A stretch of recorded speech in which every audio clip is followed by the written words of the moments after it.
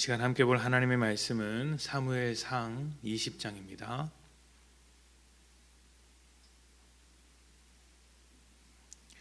사무엘상 20장 30절부터 31절까지의 말씀.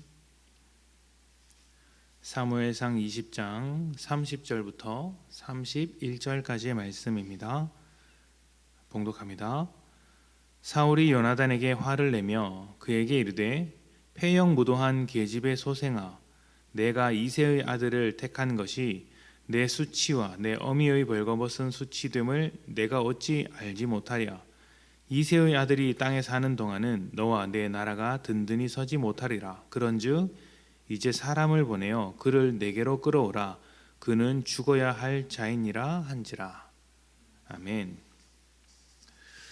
요나단에게 찾아간 다윗은 자신을 향한 사울의 적대감이 얼마나 심각한지 요나단을 통해서 확인하려고 했습니다. 그래서 한 가지 방법을 제시했는데, 매달 초하루에 왕이 주변 신하들을 모아두고 식사하는 자리에 다윗이 참석하지 않는 것입니다.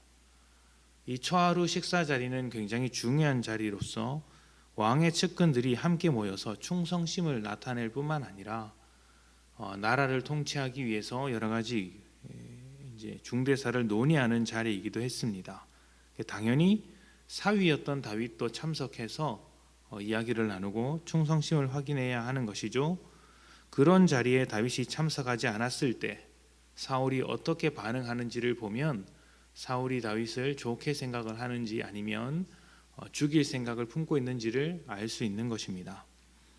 결과적으로 사울이 다윗을 굉장히 싫어하고 적대감을 가지고 있다는 사실이 이제 드러났습니다. 그래서 요나단은 다윗을 멀리 도망갈 수 있도록 해 주었고 아버지였던 사울과 큰 갈등을 하게 되었습니다.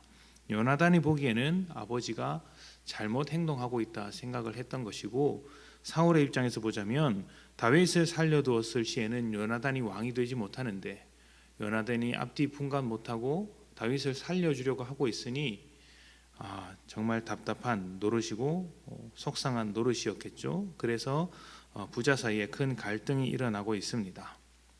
다윗의 입장에서 보자면 정말 억울하고 답답한 현실입니다.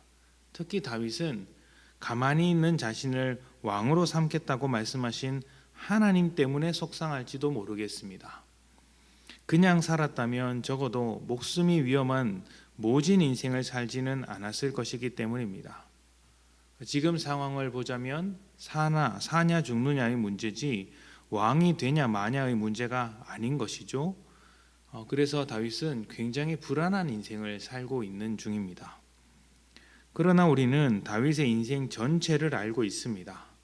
한 부분만 떼어놓고 보면 참 불안하고 괴로운 인생이지만 결국 하나님의 뜻하심에 따라서, 계획에 따라서 왕의 자리에 올라가게 됩니다. 현재 당하는 어려움이 끝이 아니라는 것이죠. 하나님은 자신의 계획을 이루시는 분이시기 때문에 인생의 모진 풍파를 겪는 중에도 하나님의 손에 붙들린 사람들은 절대로 버려지지 않는다는 사실을 다윗의 인생을 통해서 확인할 수 있습니다. 자, 그렇다면 우리는 궁금증이 생깁니다. 어차피 이루실 것인데 하나님은 왜 인생의 모진 풍파를 다 겪도록 하시는가? 어차피 다윗을 왕으로 세우실 것이라면 그냥 왕으로 만드실 것이지 사울에게 쫓기게 만드시고 타국으로 도망가게 만드시고 목숨이 왔다 갔다 하는 이렇게 위태로운 경험들을 하도록 하시는 이유는 무엇인가 하는 것입니다. 이 부분이 우리가 살아가는데도 참 어려운 부분입니다. 하나님은 우리의 인생을 왜 이토록 험하게 다루시는 것일까? 그냥 편안하게 내버려 두시면 안 될까? 이런 생각을 합니다. 이에 대한 대답을 하나로 묶어서 하기에는 참 어렵습니다. 왜냐하면 사람마다 그 이유가 각각 다를 것이기 때문입니다. 어떤 사람은 하나님에 대한 생각, 하나님에 대한 잘못된 이해를 고치기 위해서 상식에서 벗어난 일을 겪도록 하십니다.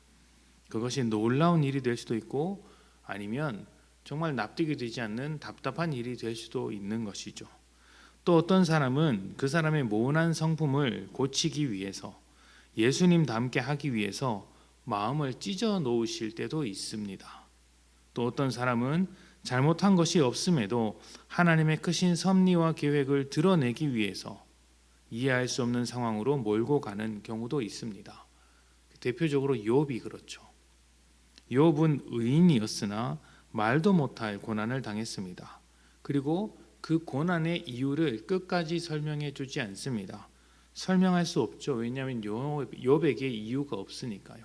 친구들이 찾아와서 욥에게 이유가 있다라고 고발했으나 성경은 욥에게는 이유가 없다. 고난을 당해야 할 어떤 정당한 이유는 없다라고 고백하고 있습니다.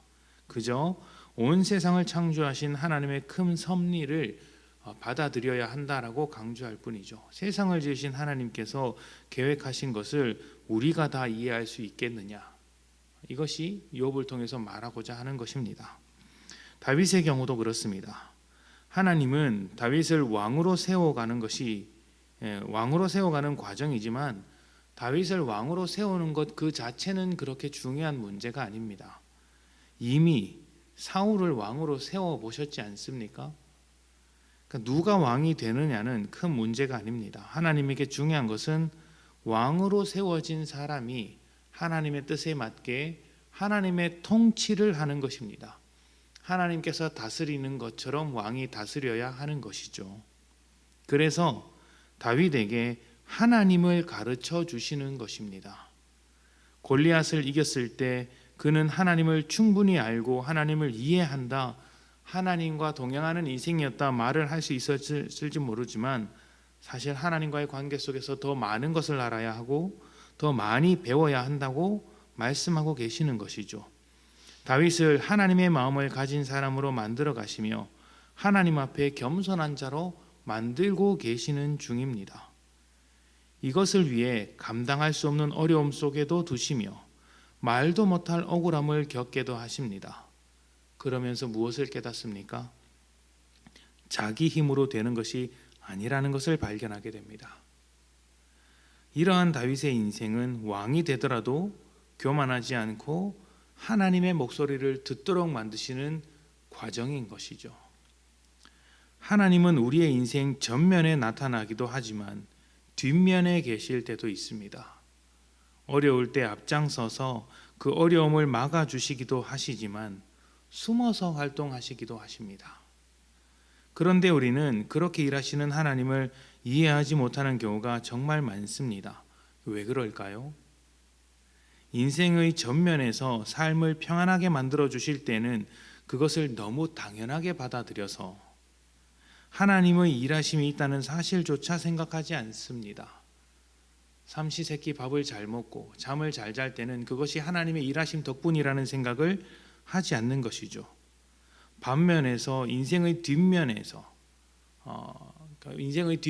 기다리고 계실 때는 그 어려움 때문에 내 삶의 풍파 때문에 하나님께서 지켜만 보고 계신다고 불평을 합니다. 여전히 우리를 위해 일하고 계시는 하나님을 생각하지 않는 것입니다. 믿음이라는 것은 신뢰입니다.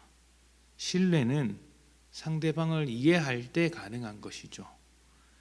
하나님이 어떤 분이신지를 잊지 마십시오. 하나님은 우리를 사랑하시고 책임지시는, 그리고 우리의 인생을 끝까지 인도해 주시는 우리의 아버지 되신 하나님이십니다.